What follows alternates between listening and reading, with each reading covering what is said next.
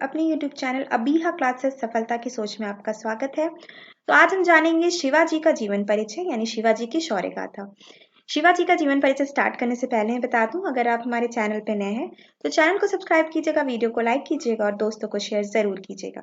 तो चलिए स्टार्ट करते हैं शिवाजी की शौर्य गाथा। देखिए ये पिक्चर आप देख रहे हैं, ये शिवाजी की पिक्चर है। एग्जैक्टली उस जमाने में कैमरेज वगैरह तो नहीं होते थे कि एग्जैक्टली पिक्चर उनकी मिल जाए, लेकिन ये पेंट के थ्रू बनाई गई पिक्चर है उनकी। तो ये काफी एग्जैक्टली जैसे कह सकते हैं कि उस जमाने में जिन लोगों ने उनको देखा तो उस हिसाब से इनका चित्र बनाया और आज भी हम इन चित्रों को देख सकते हैं। तो चलिए स्टार्ट करते हैं इनका जीवन परिचय। शिवाजी का पूरा नाम क्या था? तो शिवाजी राजे भोंसले। उपनाम क्या था? तो छत्रपति शिवाजी या शिवाजी महाराज। शासकीय नाम क्या था? यानी छत्रपति शिवाजी महाराज। देखिए ये इनका पूरा नाम था, उपनाम जिसे हम कह सकते हैं, और शासकीय नाम यानी जिस नाम से ये शासन में बहुत फेमस थे, प्रसिद्ध थे। राजा जो इनका राजा का नाम था वो था छत्रपति शिवाजी महाराज। व्यवसाय क्या था इनका? तो ये एक राजा थे, शासक थे। शासन काल क्या था इनका? तो 1674 से 1680 के बीच में। शासन अवधि क्या थी? तो 38 वर्ष तक इन्होंने टोटल शासन किया है, यानी 1674 से 1680 तक के बीच में। जन्म तिथि क्या है? ये वेरी इंपॉर्टेंट है, कई बार पूछा गया है ये कि शिवाजी की जन्म तिथि क्या है? तो 19 फरवरी 1630। जन्म स्थान इनका क्या है? तो शिवनेरी दुर्ग, महाराष्ट्र, भारत। इनका जन्म स्थान क्या है? शिवनेरी दुर्ग में इनका जन्म हुआ, जो कि महाराष्ट्र भारत में स्थित है। आगे देख सकते हैं कि इनकी मृत्यु तिथि क्या है? तो 3 अप्रैल 1680। ये मृत्यु तिथि और जन्म तिथि ये आपको एकदम याद होनी चाहिए इनकी। 1630 में इनका जन्म हुआ और 1680 में इनकी मृत्यु हो गई। मृत्यु स्थल क्या था इनका? तो रायगढ़, मराठा साम्राज्य वर्तमान में, जो कि महाराष्ट्र में है, भारत में। समाधि स्थल इनका है तो रायगढ़ किला, रायगढ़, मराठा साम्राज्य वर्तमान में, जो कि महाराष्ट्र में है। मृत्यु के समय इनकी आयु कितनी थी? तो ये 50 वर्ष के थे। इनके गुरु का नाम क्या है? ये भी वेरी इंपॉर्टेंट है। समर्थ रामदास इनके गुरु का नाम है, कई बार क्वेश्चन में पूछा गया है। वंश क्या है? तो इनके वंश का नाम भोंसले है। राजघराना क्या है? तो मराठा थे ये। राज्याभिषेक कब हुआ इनका? तो 6 जून 1674 को।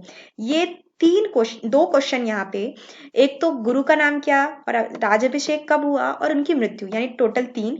ये तीनों वेरी इंपॉर्टेंट पॉइंट है इस पेज पे। अब चलिए आगे देखते हैं कि गृहनगर राज्य क्या था? तो शिवनेरी दुर्ग, महाराष्ट्र, भारत। परिवार इनका यानी माता पिता का क्या नाम था? तो पिता का नाम इनका शाजी भोसले है, माता का नाम जीजाबाई है। ये क्वेश्चन बहुत बार आया है कि शिवाजी महाराज की माता का क्या नाम है। धर्म क्या है? तो हिंदू धर्म से बिलोंग करते थे। शौक या अभिरुचि क्या है? तो घुड़सवारी या तलवारबाजी इनको करने का बहुत शौक था।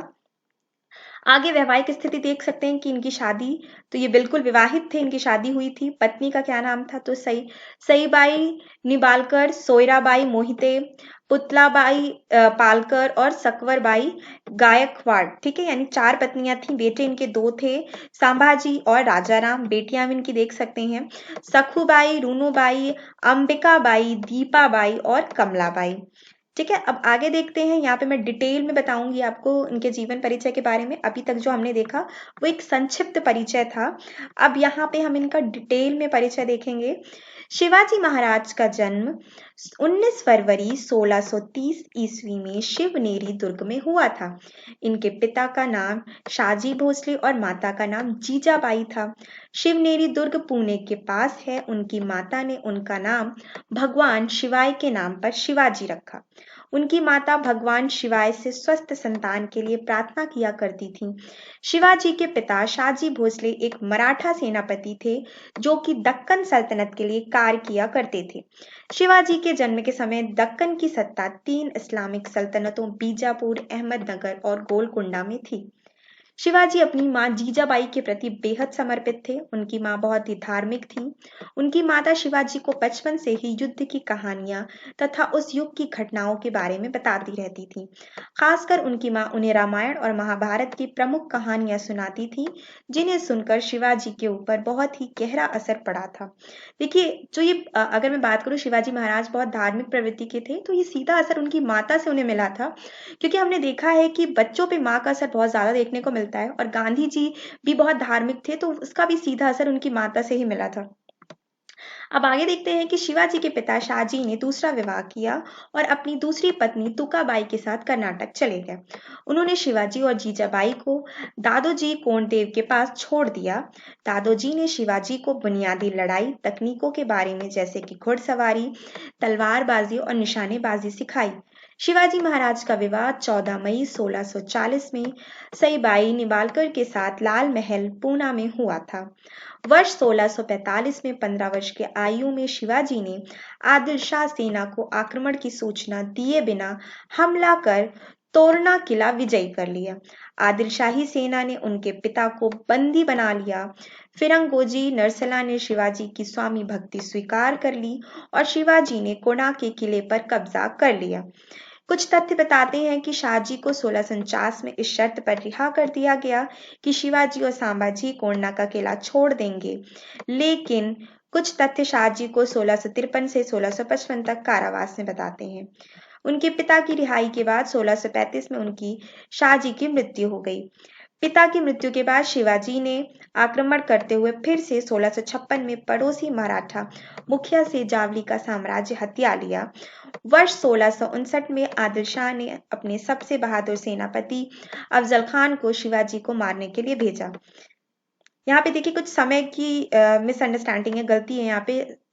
सन सही से तथ्यों के आधार पे नहीं मिल रहा है, लेकिन कुछ लोग कहते हैं कि वो काफी लंबे समय तक बंद थे और कुछ कहते हैं कि काफी जल्दी वो छोड़ दिए गए। लेकिन यहाँ पे 1655 है, 1655 में मृत्यु हो जाती है। कुछ कहते हैं 1649 में रिहा कर दिए गए, कुछ कहते हैं 1653 से 55 तक कारावास में थे। तो 1655 में इनकी मृत्यु हो जाती है, इनके पिता की। आगे देखते हैं हम कि शिवाजी और अफजल खान 10 नवंबर 1659 को प्रतापगढ़ के किले के पास एक झोपड़ी में मिले। दोनों के बीच एक शर्त रखी गई कि वो दोनों अपने साथ एक ही तलवार लाएंगे।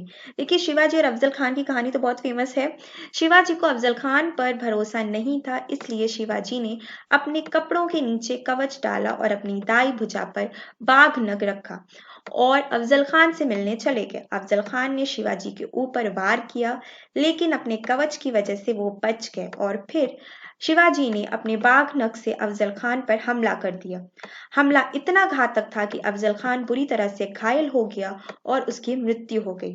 इसके बाद शिवाजी के सैनिक ने बीजापुर पर आक्रमण कर दिया। 10 नवंबर 1959 को प्रतापगढ़ का युद्ध हुआ, जिसमें शिवाजी की सेना ने बीजापुर की सल्तनत की सेना को हरा दिया।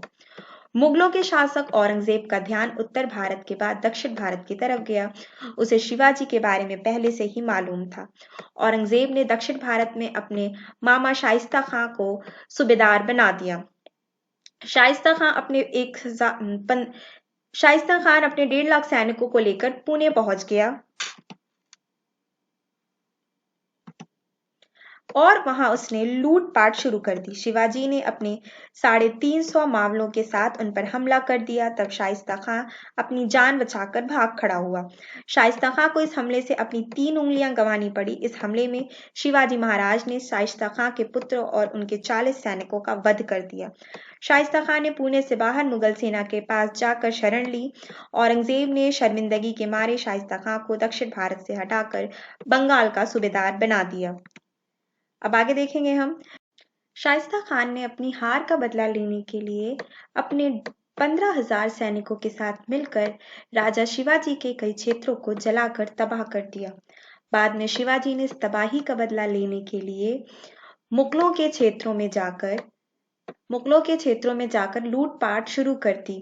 सूरत उस समय मुसलमानों पर हज के जाने का एक प्रवेश द्वार था। शिवाजी ने 4,000 सैनिकों के साथ सूरत के व्यापारियों को लूटने का आदेश दिया, लेकिन शिवाजी ने किसी भी आम आदमी को अपनी लूट का शिकार नहीं बनाया। औरंगजेब ने शिवाजी महाराज को आगरा बुलाया। शिवाजी को लगा कि उनको उचित सम्मान नहीं दिया गया है और इसके लिए अपना रोष दरबार पर निकाला और औरंगजेब पर छल का आरोप लगाया। औरंगजेब ने शिवाजी को कैद कर लिया और शिवाजी पर 500 सैनिकों का पहरा लगा दिया। हालांकि उन्होंने आग्रह करने पर उनकी स्वास्थ्य की दुआ करने के लिए आगरा के संत फकीरों और मंदिरों में प्रतिदिन मिठाइयां और उपहार भेजने की अनुमति दे दी गई। कुछ दिनों तक यह सिलसिला ऐसे ही चलता रहा। एक दिन शिवाजी ने संभाजी को मिठाई की टोकरी में बिठाकर खुद मिठाई की टोकरी उठाने वाले मजदूर बनकर वहां से भाग गए।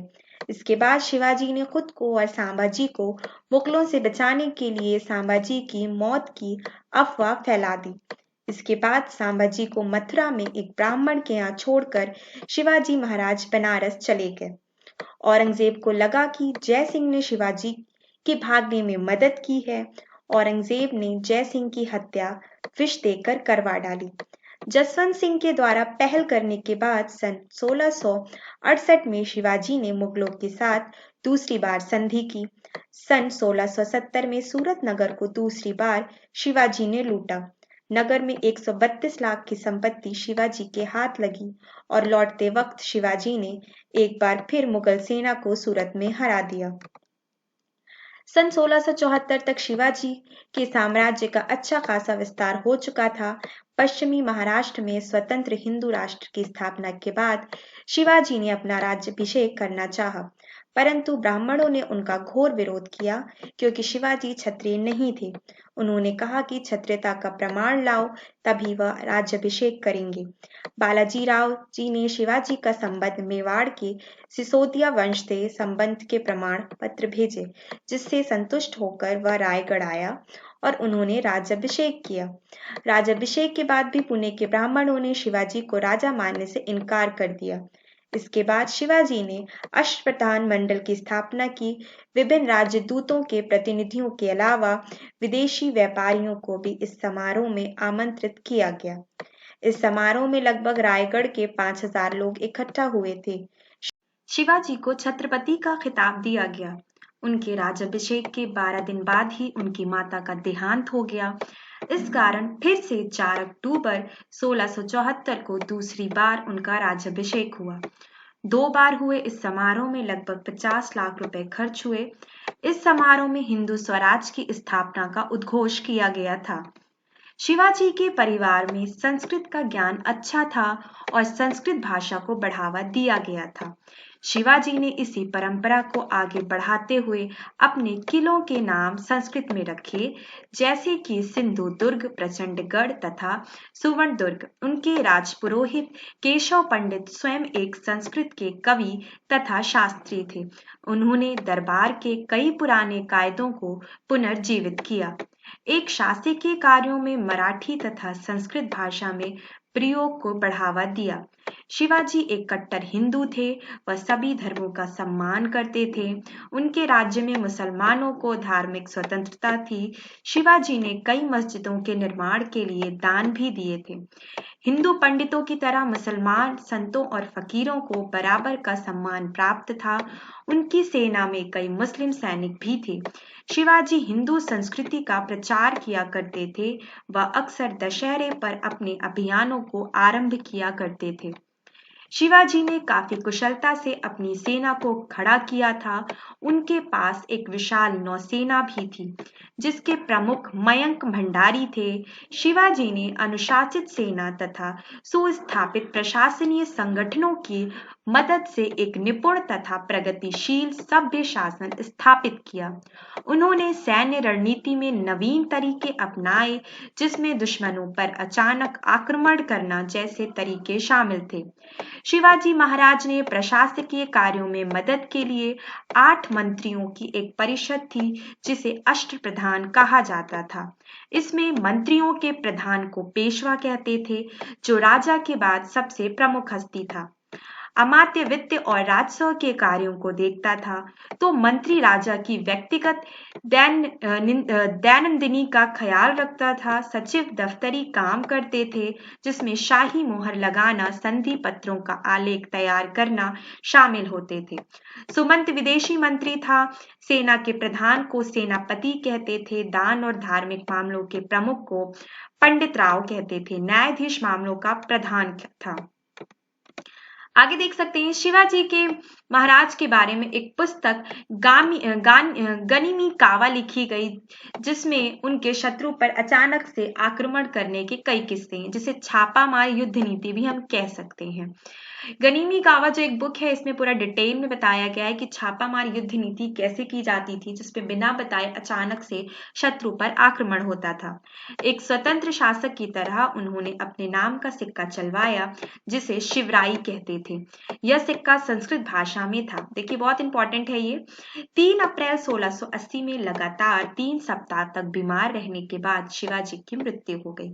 शिवाजी महाराज की जयंती हर वर्ष 15 मार्च को मनाई जाती है। तो आज का वीडियो बस इतना ही। वीडियो देखने के लिए थैंक यू। चैनल को सब्सक्राइब कीजिएगा, वीडियो को लाइक कीजिएगा।